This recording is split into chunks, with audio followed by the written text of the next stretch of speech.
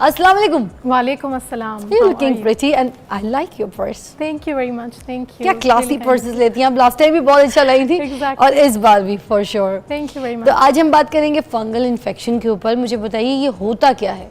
All right, आजकल क्योंकि monsoon का वेदर है, हमारे पास हाई इन्फ्लक्स ऑफ पेशेंट्स है in OPD with a variety of infections. उसमें से सबसे ज़्यादा कॉमन है फंगल इन्फेक्शंस, इसलिए it's a very good choice for the topic. और फंगल इन्फेक्शन आपने बहुत कॉमनली देखा होगा, रिंग वर्म लोग इसको कहते हैं, विच इज़ अ मिसनॉमर। इसकी प्रेजेंटेशन इस तरह से होती है कि रिंग लाइक होता है, स्किन के ऊपर बनता है रेडिश सा एक रैश बनता है, फिर सेंट्रली क्लियर हो जाता है तो एक रिंग बन जाता है छोटे छोटे दानों का, जिसको लोग आमतौर पे रिंग वर्म कहते हैं, उर्दू में ददरी कहते हैं।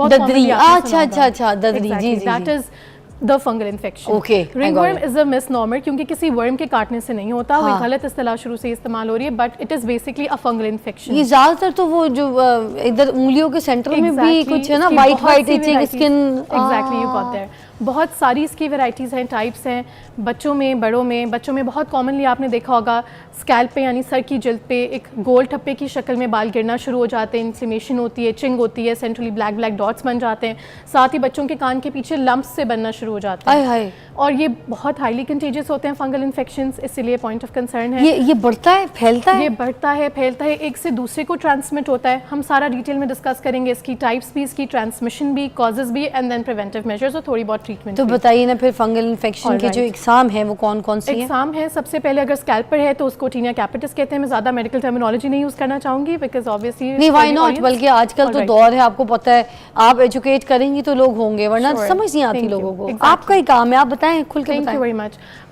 स्कैल्प पे अगर हो उसको टीनिया कैपिटस कहते हैं। बॉडी के ऊपर आ जाए, ट्रंक पे यानी कि फ्रंट ऑफ द चेस्ट पे, बैक पे, लेग्स पे, आर्म्स पे, उसको हम टीनिया कॉर्पोरिस कहते हैं। इसी तरह फ्लेक्शरल एरियाज यानी कि आर्म पिट्स पे या इनग्वाइनल एरिया पे हो तो उसको हम टीनिया क्रूरस कहते हैं। आर्म पिट्स वगैरह पे भी आ जाए तो कितनी इरिटेशन होती है। वो सरफेस जो स्किन की रब कर रही हो आपस में, वहाँ पर ये बहुत कॉमन होता है। इसी तरह पाँव की उंगलियों के दरमियान आपने देखा होगा वाइटिश मैसरेशन हो जाती है, गल जाती है उंगलियां, जिसको कहते हैं आमतौर पर जो लोग बहुत लंबे ड्यूरेशन तक सॉक्स पहन कर रखते हैं सिंथेटिक मटेरियल की, पसीने की वजह से, वो भी फंगल इन्फेक्शन होता है। इसके अलावा नेल्स में आपने देखा होगा येलोइश डिस्कलरेशन हो जाती है, नेल्स ब्रिटल हो जाते हैं, थिकनिंग हो जाती है नेल्स की। मेरी एक उंगली में मुझे लग रहा था कि हो गया, वो मैंने नेल्स लगाए हुए थे ना, आर्टिफिशियल नेल्स, तो मगर मैंने हटा दिया फौरन, फिर वो पूरा नेल ही मुझे काटना पड़ा, काफ़ी छोटा भी हुआ है, मगर मुझे सिर्फ डर और खौफ ही था। बट वैसे क्या नेल में होता है जो आर्टिफिशियल नेल्स? बहुत कॉमनली होता है, फंगस लग जाती है? होता है, बिल्कुल लग जाती है।